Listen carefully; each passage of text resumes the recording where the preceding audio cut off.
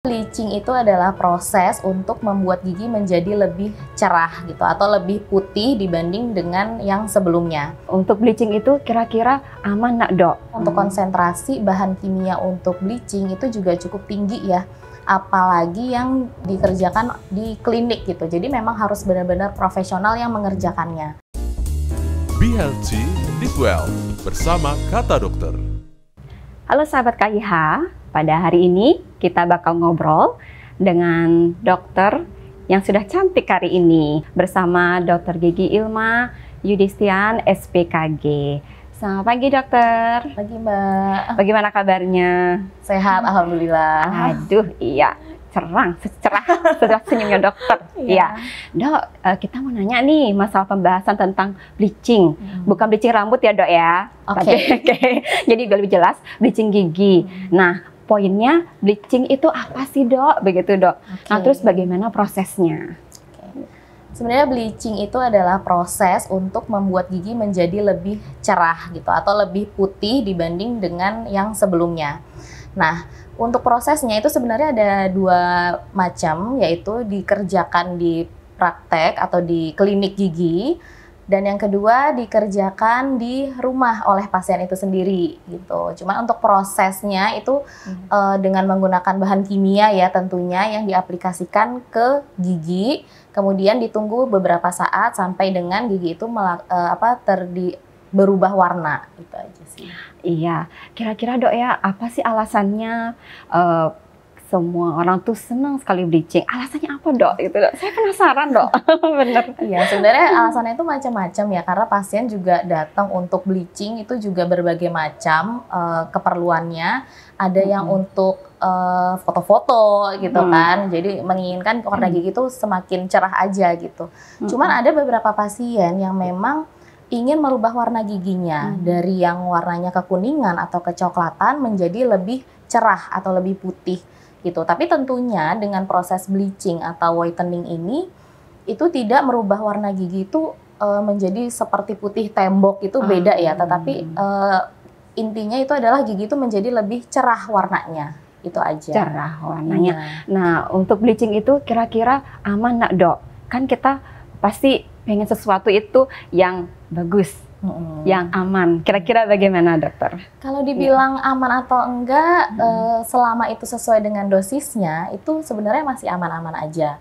Cuman memang ada batasannya, karena untuk konsentrasi bahan kimia untuk bleaching itu juga cukup tinggi ya. Apalagi yang dikerjakan di klinik gitu. Jadi memang harus benar-benar profesional yang mengerjakannya. Karena dengan konsentrasi yang tinggi itu dia cukup iritatif atau dapat membuat iritasi kepada jaringan di sekitar giginya gitu. Ya, jadi harus hati-hati pengerjaannya sebenarnya. Pengerjaannya, iya. Baik, dokter. Mungkin bagaimana cara pencegahannya setelah kita bleaching, bagaimana itu pencegahannya biar tidak kembali kuning kembali atau mungkin kuning secara signifikan. Mungkin ada, Dok, kiat-kiatnya, Dok. Jadi kalau habis bleaching ya gimana nih biar bertahan gitu. Jadi pada intinya bleaching itu kan sebenarnya kalau udah bleaching warna gigi menjadi lebih cerah. Dan sebenarnya yang membuat perubahan warna atau diskolorasi pada gigi itu ada dari faktor intrinsik maupun ekstrinsik atau dari faktor dalam maupun luar. Nah, yang biasanya terjadi dan paling sering terjadi itu justru dari faktor ekstrinsik ya. Macam-macam pasien itu, misal minum teh, minum kopi, merokok, itu sangat signifikan untuk terjadi perubahan warna pada gigi. Nah, jadi kalau udah bleaching, udah whitening, sebaiknya dihindari makan makanan yang berwarna atau minum-minuman yang berwarna. Gitu. Oh iya, baik. Jadi bisa ya, Dok, ya kita dengan kiat seperti itu. Nah, kira-kira dokter, saat ini kan banyak tuh di pasaran bleaching yang on display atau bleaching yang di office. Kira-kira yang mana, Dok, yang lebih baik kita lakukan, Dok? Jadi untuk masyarakat awam, jadi biar kita lebih aware gitu, Dok. Ya. Kalau untuk dua hal itu, sebaiknya memang perubahan warna yang signifikan itu akan didapatkan di bleaching in office atau dilakukan oleh dokter gigi atau oleh profesional. Cuman kalau ada pilihan memang take home bleaching namanya, itu harus dilakukan dengan petunjuk tertentu dan memang bisa dilakukan oleh pasien itu sendiri dengan dosis tertentu. Jadi nggak bisa sembarangan juga kayak tiap hari dipakai gitu, tiap itu hari nggak bisa. Biar gampang di rumah, biar putih terus, langsung coba seperti itu. Iya, karena balik lagi itu kan namanya bahan bleaching itu ada bahan kimianya ya, yang tentunya beberapa kasus memang bisa menyebabkan gigi lebih sensitif kalau dipakainya sembarangan atau setiap hari gitu. Gitu. Pengulangan boleh, cuman memang ada jaraknya antara bleaching yang pertama ke bleaching yang selanjutnya. Berarti harus diawasi Dok ya dengan pihak profesional. Iya, baik dokter. Terkadang dokter ada customer yang bertanya, saya ini gigi sensitif loh Mbak, begitu.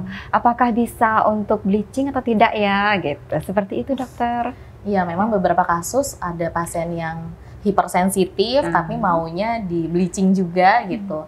Tentunya untuk proses bleaching itu sendiri sebenarnya karena pakai bahan kimia, after pengaplikasian bahan bleaching itu kita menggunakan bahan desensitizing agent atau bahan untuk mengurangi tingkat hipersensitif dentin dari pasien tersebut.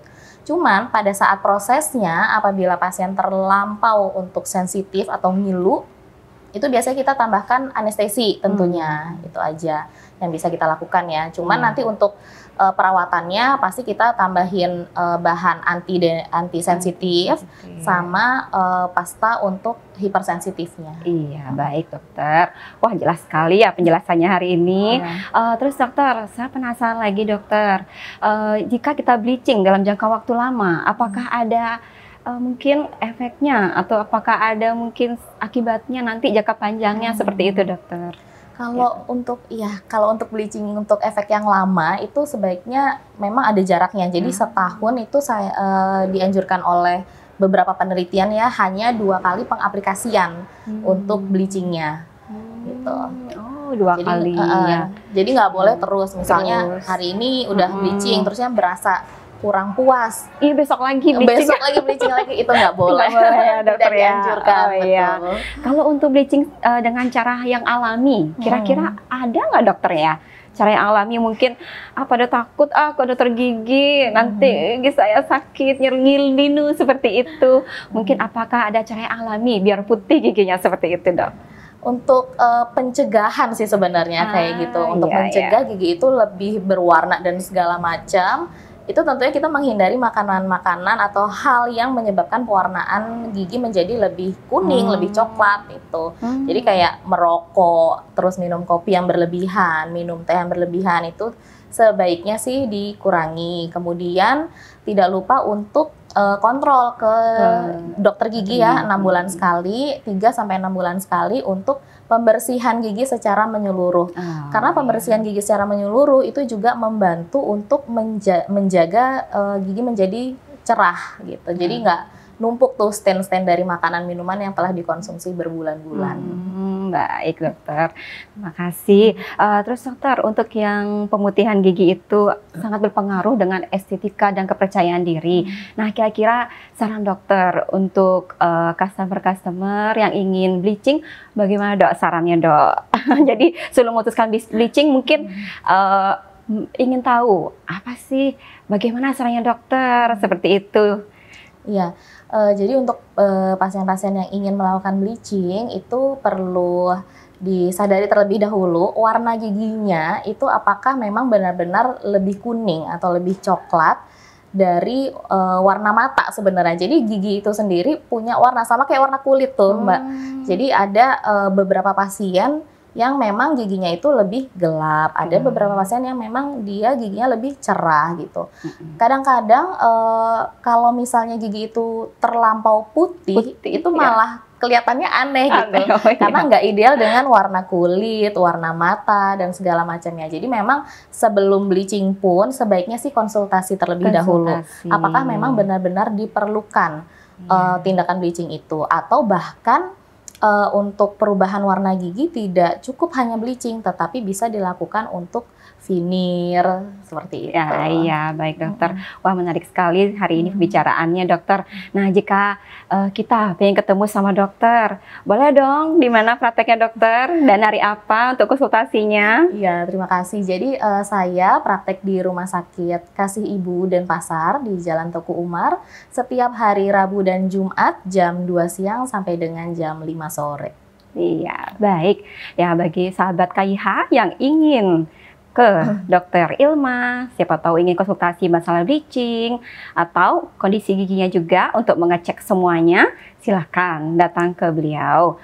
Sahabat KIH, sekian dulu untuk pembicaraan kita dengan Dokter Gigi Ilma, dan saya Supi mohon pamit dan sampai jumpa di lain kesempatan. Terima kasih. Be Healthy, Live Well bersama Kata Dokter.